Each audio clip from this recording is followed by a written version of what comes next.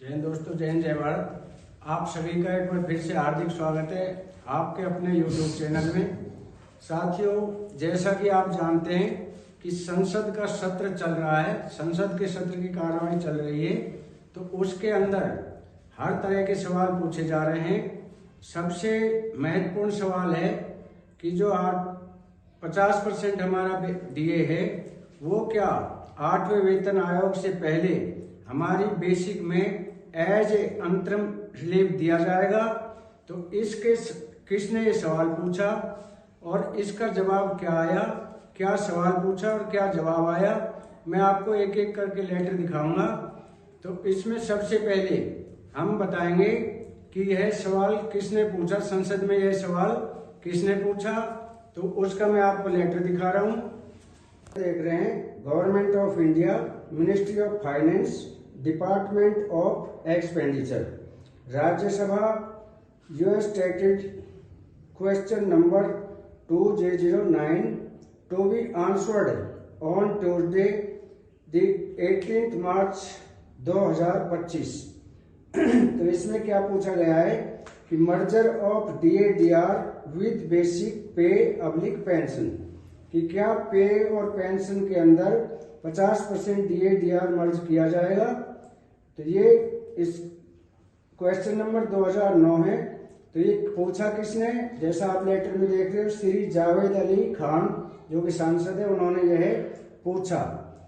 Will the ministry of defence be pleased stated, उन्होंने कहा कि क्या यह डीए-डीआर मर्ज किया जाएगा। तो हमें कृपया इसकी स्थिति बताएं, स्टेटस बताएं। पहला उन्होंने पैरा ए में दिया है, whether government propose to merge 50% DA DR with basic pay public pension of central government employees public pensioners as interim relief before report of the 8th Central Pay Commission is prepared as adopted in view of the upgraded inflation during the last 32 years as per the data given by the ministry to this August House and reduced DAR calculation during recent year। उन्होंने पूछा कि 32 साल के अंदर जो inflation है वो बहुत ज़्यादा बढ़ी है, महंगाई बहुत ज़्यादा बढ़ी है, तो क्या उस महंगाई को मद्देनजर रखते हुए सेंट्रल गवर्नमेंट हमारे डीए-डीआर जो हमारे 50% जो डीए है उसको एज ए अंतिम रिलीफ में, एज ए अंतिम रिलीफ के तौर पर क्या हमारी बेसिक में मर्ज करेगी या कोई ऐसा प्रस्ताव है। तो आगे उन्होंने बताया, if so the detail thereof, if so the detail thereof and, यदि ऐसा है तो उसको डिटेल में बताएं, डिटेल दें। और if not the reason therefore, यदि ऐसा नहीं है, बेसिक में मर्ज नहीं किया जा रहा, तो उसका रीजन बताएं। अब इसका आंसर क्या आया वो मैं आपको दिखाता हूं। जैसा कि आप देख रहे हैं, ये है answer, ministry of state in the ministry of finance. तो ये जवाब किसने दिया, श्री पंकज चौधरी, इनका जवाब है जैसा कि आप लेटर में देख रहे हो, नो। उन्होंने कहा कि नहीं, डज नॉट एराइज, कि ऐसा कुछ भी हमारे उसमें प्रपोजल नहीं है, प्रस्ताव नहीं है। फिर उन्होंने जवाब दिया, दी डियरनेस अलाउंस यानी डीए, डियरनेस रिलीफ और D R is paid to central government employees public pensioner to adjust the cost of living and to protect, कि जो महंगाई है, आप जो इन्फ्लेशन बढ़ी हुई बता रहे हो, तो हमारी सरकार हर 6 महीने में डीए-डीआर को बढ़ा रही है, बढ़ोतरी कर रही है, इसकी प्रतिपूर्ति कर रही है महंगाई की। उसी के लिए ये साल में 2 बार हमारी सरकार दे रही है और आगे भी देती जा रही है। आगे उन्होंने लिखा है कि देयर बेसिक पे pension from halogen in the real value of account of inflation, यानी कि जो इन्फ्लेशन बढ़ रही है, महंगाई बढ़ रही है, उसी के अकाउंट के लिए, उसी की प्रतिपूर्ति के लिए हर 6 महीने में हम डीए-डीआर की बढ़ोतरी कर रहे हैं, हमारी सरकार इसकी बढ़ोतरी कर रही है।